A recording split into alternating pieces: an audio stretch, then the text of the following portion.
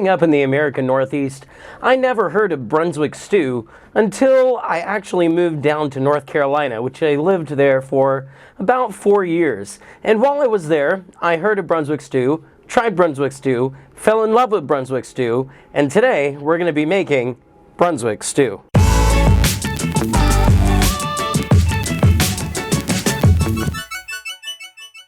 Today's recipe comes from the Out of Our League cookbook, which is put out by the Junior League of Greensboro, North Carolina. And the Junior League, although I'm still not entirely quite sure what they are, it appears to be a women's organization that seeks to give back to their community in various ways. And this was a fundraiser for them that was started in 1978, and I have the 6th printing of this cookbook, which means that it was selling enough copies that they had to do 6 different printings, which is pretty awesome for them. Now, before we begin, I will say that the recipe does have a variation that I am going to choose not to do. It says that you can, as a variation, add 2.5 cups of fresh okra or a number 2 can of okra. I'm not a big fan of okra, so I'm not going to add it. However, know that that could be an option, and if you want to keep it very southern, there you go. The nice part about this recipe is that it's basically a dump and forget kind of recipe. As you do the prep, that's really all of the work that there is to this. There's not a whole lot of muss and fuss. So I'm going to show you what goes into this, and then we're going to let this simmer for, as it says in the book, hours on the stove. And then at the very end, we're going to add 2 more ingredients, which I'll tell you about when we get there. But I have here a pound of potatoes that I have diced up, and I did not actually take the skins off the potatoes. I left them on. My family's definitely not afraid of that. I've got some onion that is going to go into here. This is about 2 onions. It calls for a pound of onions. I'm not sure what that would be, but I have 2 onions there.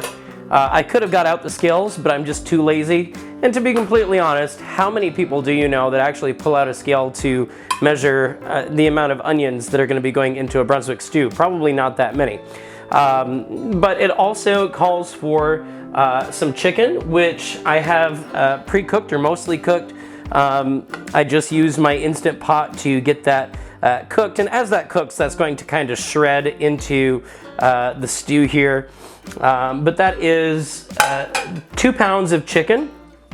It calls for 3/4 pound of stew beef. This is about a pound. I couldn't find any in the store that was just 3/4 pound. But I don't think anybody's ever complained about having too much meat. So I am going to just put the whole thing in there. It's going to be fine. And then 6 slices of bacon. These are not cooked. But again, this is going to simmer on the stove for hours. This is definitely going to be cooked by the time this is done. 6 slices of bacon, which I've roughly chopped into smaller pieces here. That's going to go in, as well as 1 can. This is a 27-ounce can of tomatoes.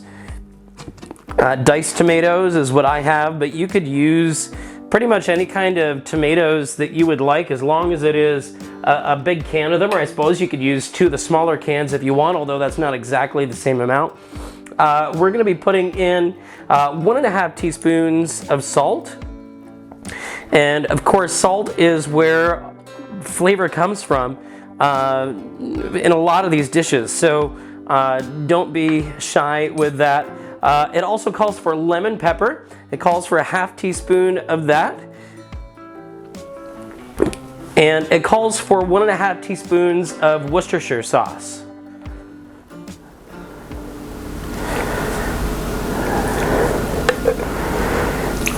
It also calls for 1 red pepper pod. Now, it wasn't very specific about what kind of pepper to use. This is an arbol pepper. I'm sure you can use whatever you got, or whatever you can find at the stores near you. This is what I had, so this is what I'm using. I'm going to sprinkle in some freshly cracked black pepper, and then after we've added some black pepper onto this, it's simply going to go on the stove, cover it, and then let it simmer for hours.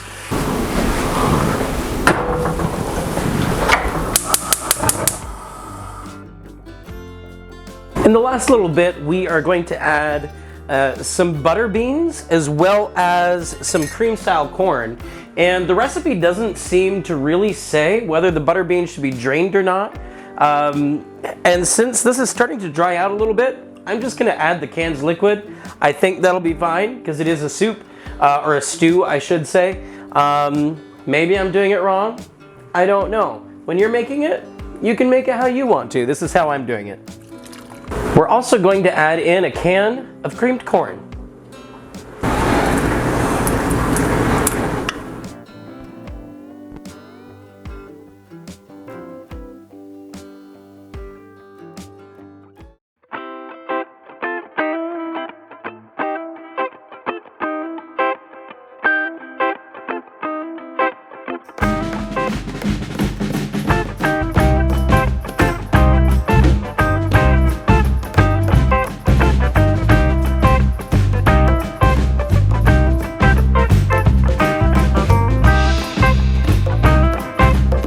Oh yeah, that's good for a cold winter day.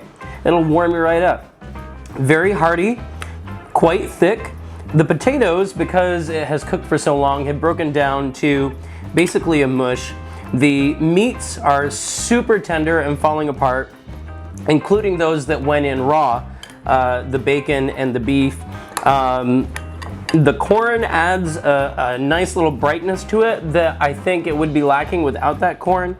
And considering that there's no broth, there's no water, there's no anything like that that's added, it has created quite a stock for itself. Whether that's from the tomatoes or the juice from the beans, but it had a lot of stock even before I added the juice from the bean cans. Really, really good, nice winter dinner, supper, dish, whatever you want to call it. Brunswick stew, give it a try. Let me know what you think in the comments below. And we'll see you next time on Recipe Reviver.